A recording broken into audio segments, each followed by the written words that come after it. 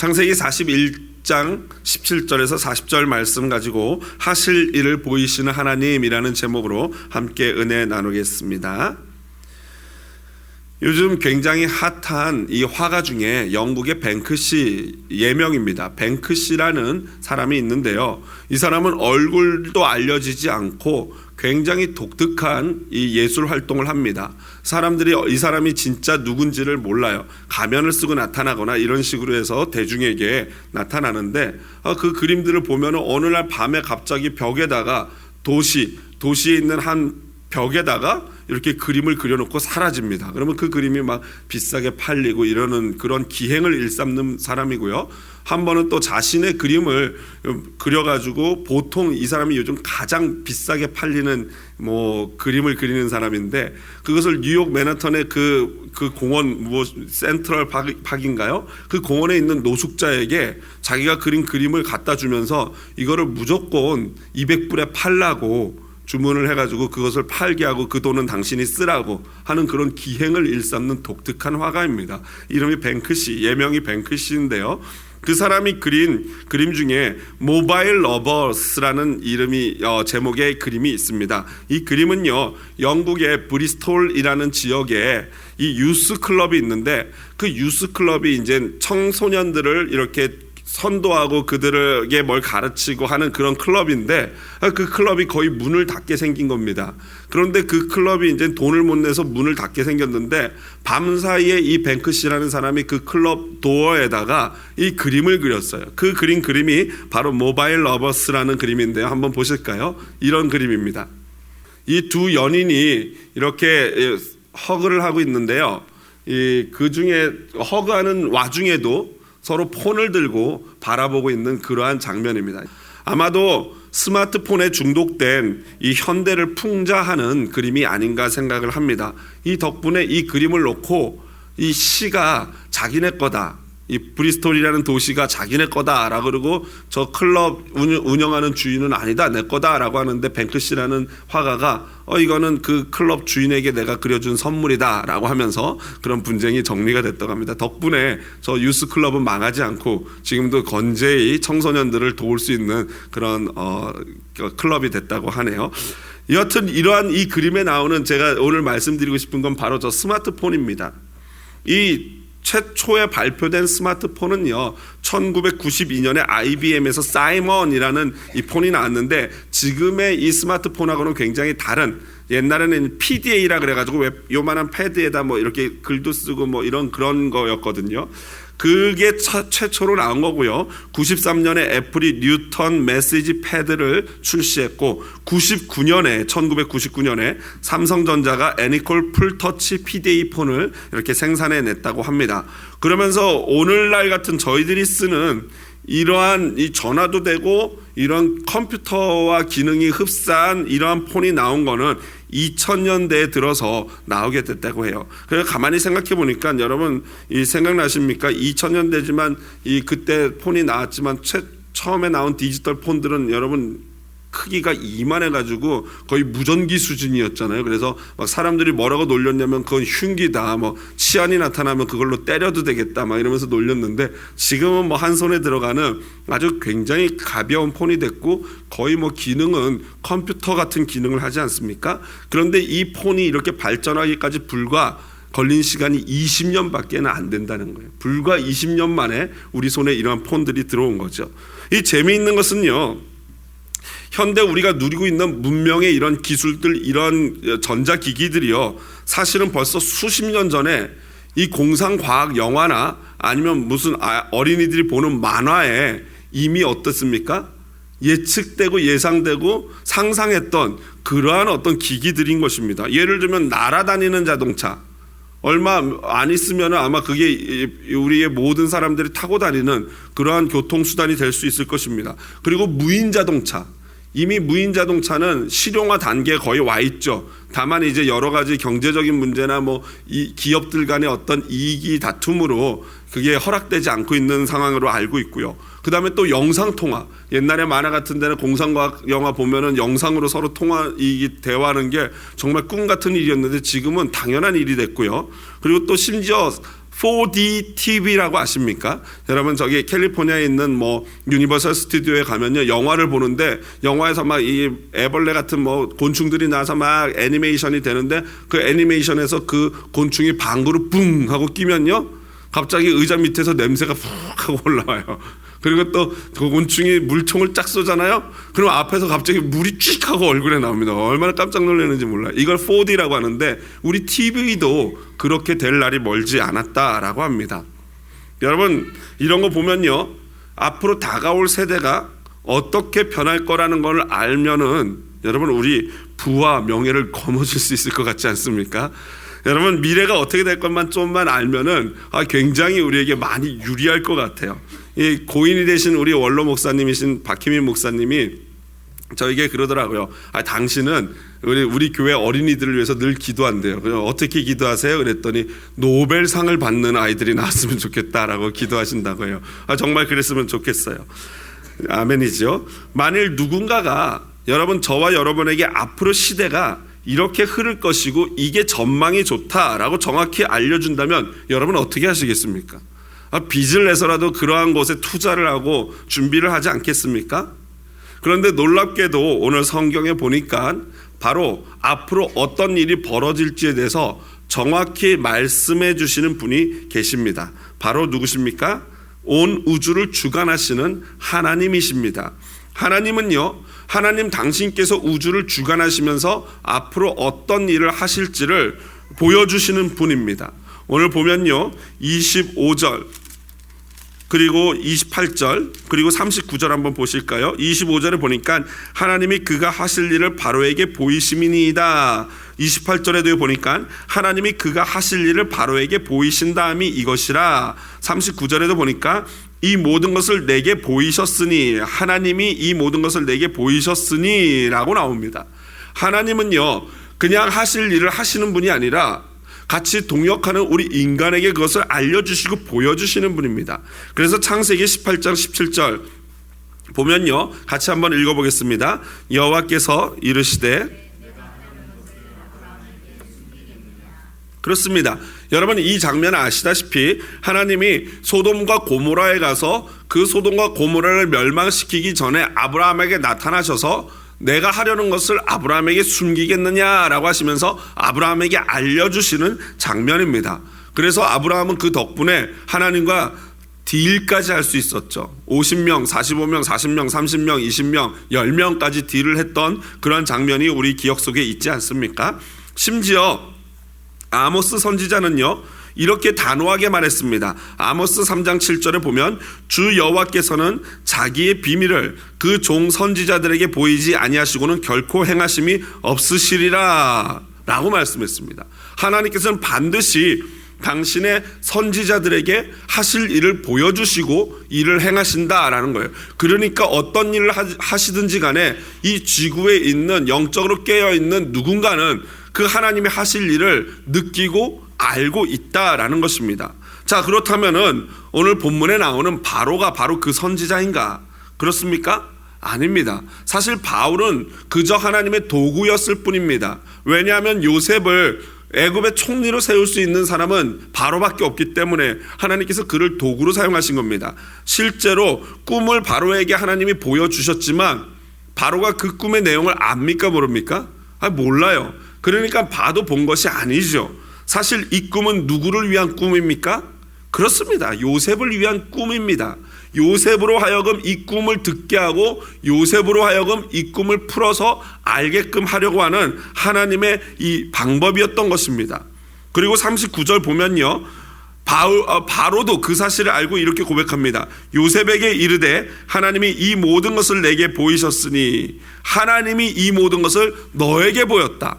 나에게 보여주신 것이 아니고 누구에게요? 요셉 너에게 보여주셨다. 이거를 바로도 알고 있는 것입니다. 나 때문에 하나님이 보여주신 게 아니고 바로 너에게 보여주셨다는 것을 바로도 알고 있는 거죠.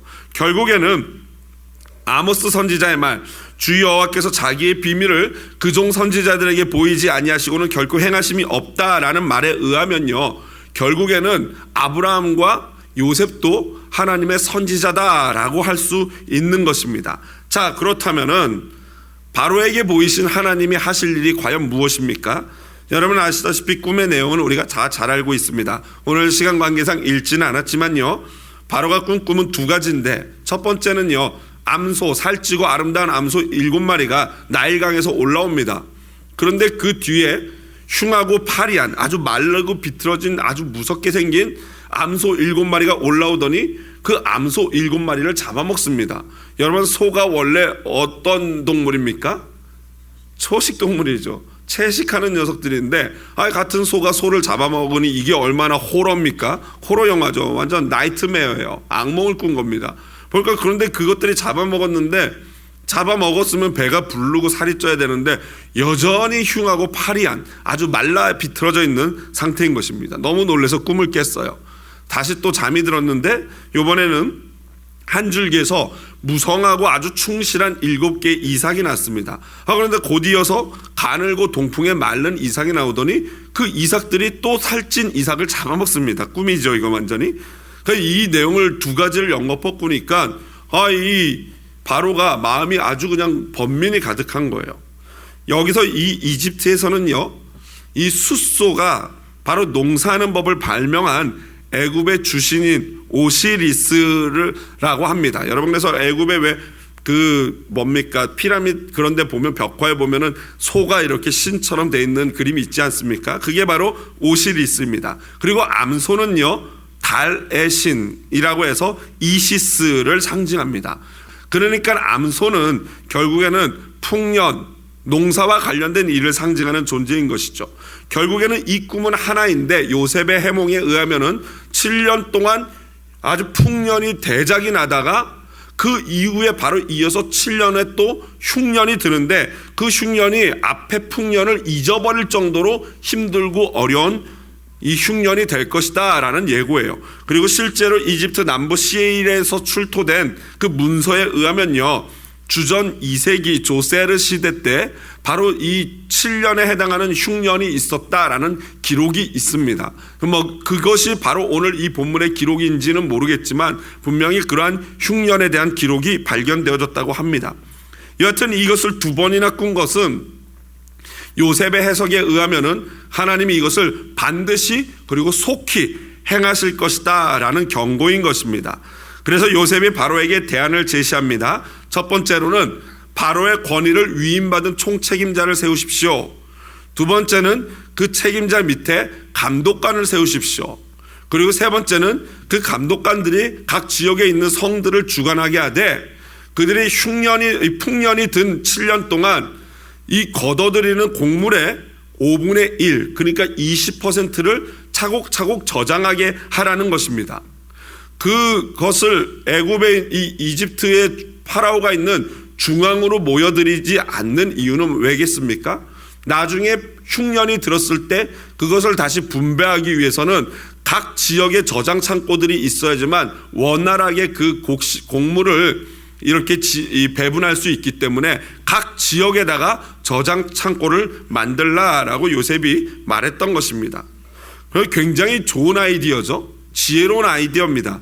그런데 사실 이러한 요셉이 제안하는 거는요, 사실은 고대 근동 지역에서는 해서는 안 될 일입니다. 만약에 제안을 했는데 왕이 마음에 안 들면 어떻게 되겠습니까? 그냥 죽습니다. 그래서 여러분 아시지 않습니까? 에스더 여왕도 왕에게 나갈 때 왜 금식하고 내가 죽으면 죽으리이다 하고 나갔습니까? 왕이 한 달 동안 몇 달 동안 이 에스더를 부르지 않았는데 갑자기 에스더가 나갔는데 왕이 자기가 지휘하는 이 지휘봉을 내밀어서 그 아내에게 주지 않으면요, 그 근위병들이 그 왕 앞에 나온 사람을 무조건 죽이게 돼 있어요. 마찬가지로 왕이 그러면 어떻게 하면 좋겠냐 물어보지도 않았는데 건방지게 이렇게 하는 게 좋겠습니다 라고 얘기하면 그거는 바로 죽음과도 같은 일이에요. 예를 들면은 이 성경에도 또 그 증거가 나와 있는데요, 느헤미야서 2장 2절 3절 한번 볼까요? 화면 보시면서 한번 같이 크게 읽어보겠습니다. 왕이 내게 이르시되 내가 병이 없거늘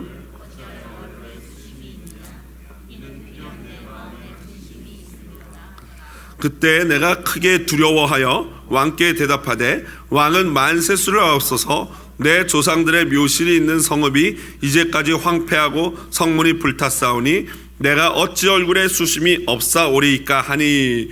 이게 여러분 아시다시피 느헤미야가 이 술 맡은 관원장이 됐어요. 느부갓네살의 왕, 바벨론 왕 옆에 가장 옆에서 왕을 보좌하는 사람인데, 그날따라 느헤미야가 얼굴에 수심이, 그러니까 얼굴이 약간 이렇게 찌그러져 있었나 봐요.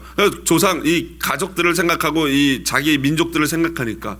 그랬더니 왕이 야, 너 얼굴이 왜 그래? 그러니까 깜짝 놀라면서 그때 내가 크게 두려워요. 왜 크게 두려워합니까? 이 신하들은요, 왕 앞에서 얼굴도 인상 쓰면 안 돼요. 어떻게 됩니까? 늘 방긋방긋 웃는 얼굴이어야 되는 거예요. 안 그러면은 너 기분 나빠, 너 죽어 하면 죽어야 되는 그런 상황인 거죠. 그러니까 요셉이 물어보지도 않았는데 갑자기 이렇게 대답을 하는 거는, 대안 이렇게 하는 게 좋겠습니다 하는 거는 건방 중에 건방을 떠는 거죠. 그래서 월트케라는 학자는요, 요셉은 바로에게 좋은 제안을 하고 있지만 사실 자신을 위험에 노출시키는 행위이기도 하다라고 이 행위를 이렇게 규정했습니다. 하지만 여러분, 이 요셉의 제안은요, 어떤 결과를 가져옵니까? 왕뿐, 바로뿐 아니라 모든 신하들까지도 굉장히 좋게 생각했어요. 여러분, 이러한 일이 가능할 것 같습니까? 모든 신하가 좋게 생각한다.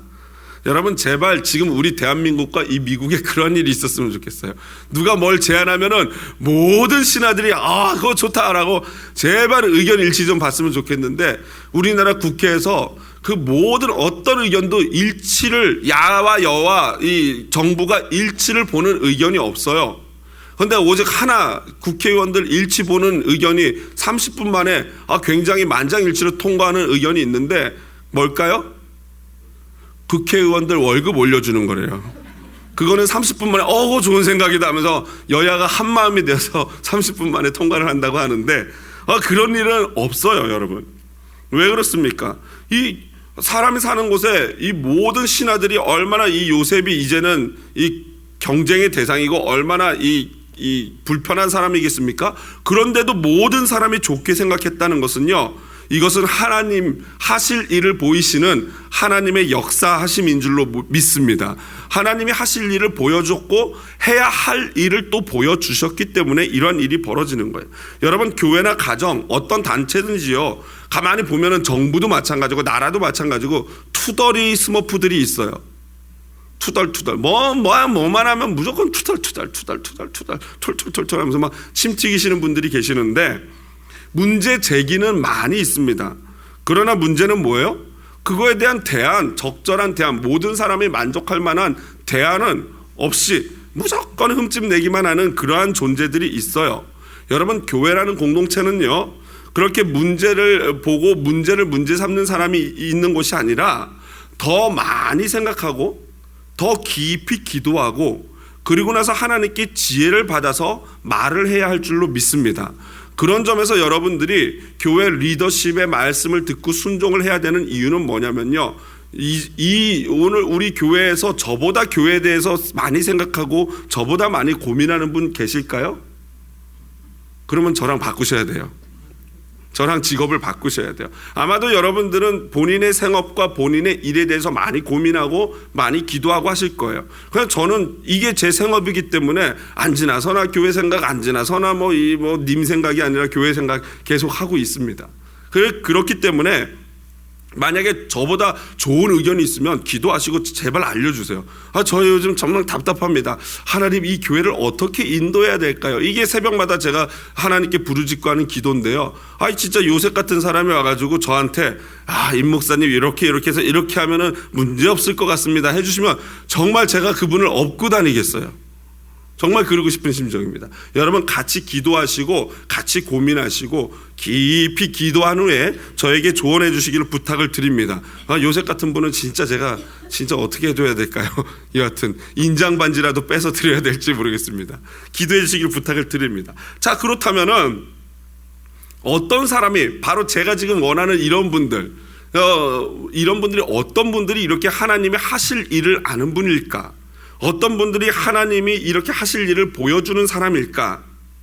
여러분, 그것은 바로의 말에서 해답을 얻을 수 있습니다. 38절입니다. 38절 먼저 첫 번째, 두 번째가 있는데 첫 번째로 먼저 38절 우리 큰 목소리를 같이 한번 읽어보겠습니다. 바로가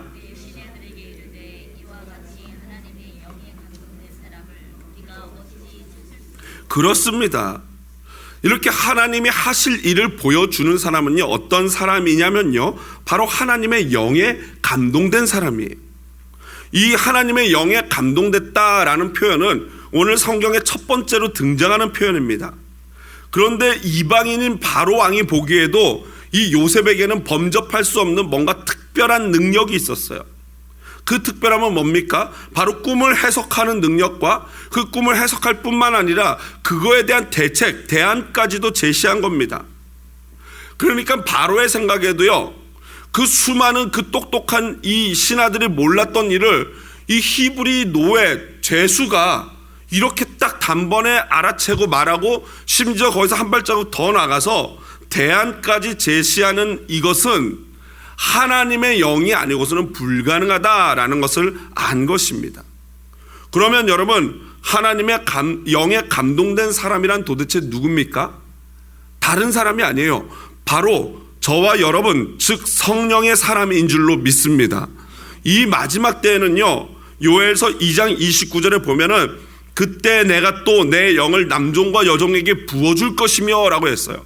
그러니까 하나님의 영에, 즉 성령, 거룩한 영에 감동된 사람이라는 것은 하나님의 영을 가지고 있는 사람 아니겠습니까? 그 사람이 누구예요?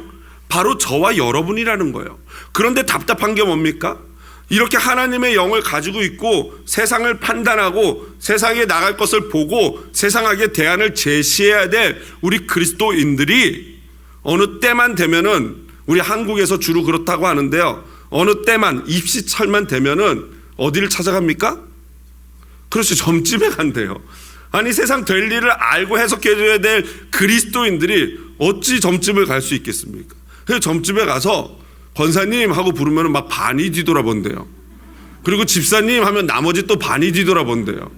아이고, 웃지 못할 진짜 속상한 얘기 아니겠습니까? 우리 미국에는 그래도 점집이 없어서 참 감사해요. 근데 미국에도 보니까 이런 뭐 주간진지 이런 데 보면은 가끔 오늘의 운세 이런 거 나오더라고요. 여러분 그거 보십니까? 재미로라도 보시는 분 계십니까? 보지 마십시오. 그거 아무것도 아닌 이상한 것을 오늘의 운세 재미로 봐가지고 그게 또 좋은 거면은 마음에 확 꽂혀가지고 동쪽에서 귀인을 만날 것이다 하면 그때부터는 무조건 우회전만 하시는 거예요. 동쪽으로 간다고, 우회전. 다 쓰잘데없는 일 아니겠습니까? 세상을 해석하고 세상에게 대안을 제시해야 될 존재가 바로 저와 여러분인 줄로 믿습니다. 두 번째로 하나님이 어떤 자에게 이런 하실 일을 보여주시는가? 39절입니다. 같이 함께 큰 목소리로 39절 읽어보겠습니다. 요셉에게 이르되 하나님이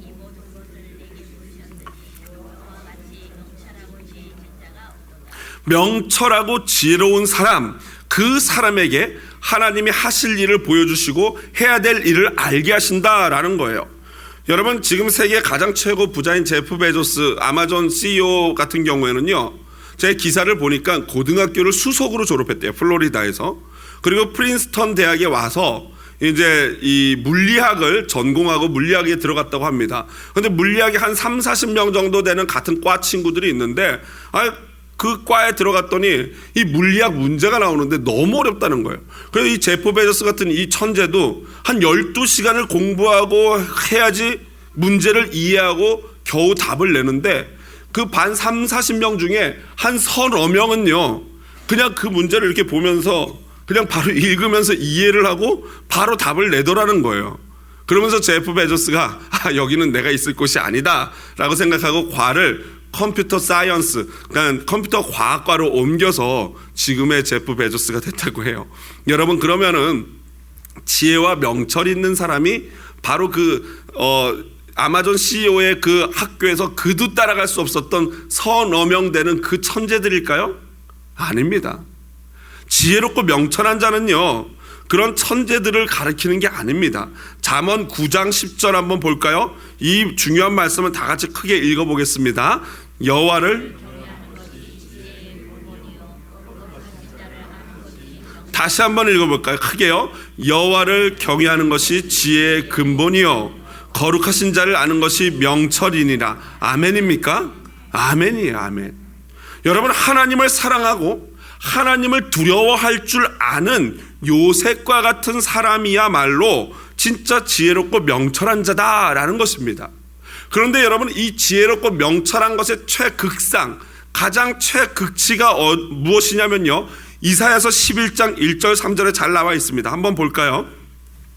이새의 줄기에서 한 싹이 나며 그 뿌리에서 한 가지가 나서 결실할 것이요, 그의 위에 여호와의 영 곧 지혜와 총명의 영이요 모략과 재능의 영이요 지식과 여호와를 경외하는 영이 강림하시리니 그가 여호와를 경외함으로 즐거움을 삼을 것이며. 누구를 예언하고 있을까요? 그렇습니다. 바로 저기서 이새의 줄기, 즉 다윗의 그 줄기에서 한 싹이 난다는 것은 바로 장차 오실 예수 그리스도를 예언하는 거예요. 그러니까 요셉은요, 누구의 모형입니까? 바로 오실 메시아, 지혜와 총명의 왕이신 메시아 예수 그리스도에 대한 모형이 요셉이었던 것입니다. 그리고 결국에는 저와 여러분이 그 예수 그리스도의 영을 소유함으로 말미암아 예수님처럼 지혜롭고 명철한 사람인 줄로 믿습니다. 저와 여러분이 바로 이 시대의 요셉인 것입니다. 말씀을 마무리합니다. 여러분, 한번 생각해 보십시오. 이날 밤 요셉의 마음은 어땠을까요? 어느 날 갑자기 막 여전히 감옥에서 일하고 있고 시중 들고 있고 막 치우고 있는데 갑자기 병사들이 막 오더니 요셉 나와 하더니 막 그냥 수염 깎고 머리 깎고 옷 막 그냥 겉옷만 그냥 대충 입히고 자기를 데려갔어요. 가봤더니 바로 앞이에요. 근데 갑자기 꿈에 대해서 묻더니 해석해 보라 그래요. 그때 하나님의 영이 감동해서 요셉이 그 뜻을 알고 말을 해줬더니 왕이 뭐라고 합니까? 40절입니다. 너는 내 집을 다스리라. 내 백성이 다 내 명령에 복종하리니 내가 너보다 높은 것은 내 왕자뿐이다 라고 하고 명령을 받고 다시 가서 진짜 목욕하고 왕궁에서 입는 옷으로 갈아입고 이제 안내를 받다가 저녁 먹고 요셉에게 배정된 왕궁과 같은 방으로 돌아왔어요. 그 침대에 앉았어요. 요셉의 마음이 여러분 어땠겠습니까? 지난 13년의 시간이 어땠겠습니까? 지난 2년은 어땠겠습니까? 자신의 앞길이 너무나도 답답하고 모르고 꽉 막힌 것 같고 마치 안개 속 같아서 눈물이 앞을 가렸던 적이 한두 번이 아니고 내 앞에 산적한 문제들 때문에 어디로 가야 할지 몰랐던, 남의 꿈은 잘 해석이 되는데 내 앞길에 전혀 왜 그러시는지 몰랐던 그 요셉의 마음이 어땠겠습니까? 아마도 눈물로 그 밤을 지새우며 침대를 적셨을 것입니다. 분명한 것은요, 지혜와 명철의 사람이었던 요셉은요, 내 앞길이 어떻게 될지는 몰랐지만 두 가지 사실만큼은 분명히 알고 있었어요. 그래서 지금까지 견딜 수 있었던 것입니다. 그게 뭡니까? 첫 번째는 하나님이 나를 사랑하시고 지금도 나와 함께 하신다. 아멘. 두 번째로 그 하나님이 반드시 나를 선한 길로 인도하실 것이다. 그리고 그 밤이 온 것입니다. 중요한 것은요, 지혜와 명철의 왕이신 예수의 영이 내 안에 가득한가예요. 요셉은요, 그 고난의 13년의 시간을 바로 지혜와 명철의 영으로 자신을 가득 채우는 그러한 시간으로 보냈던 것입니다. 오늘 우리도 알 수 없는 고통과 고난 가운데 다시 한번 하나님이 나를 사랑하시고 함께 하신다, 반드시 하나님이 나를 선한 길로 인도하실 것이다 라는 확신을 가지고, 그 확신을 가지고 감사하며 하나님께 찬양과 영광을 올려드리는 저와 여러분 되시기를 주님의 이름으로 축복드립니다.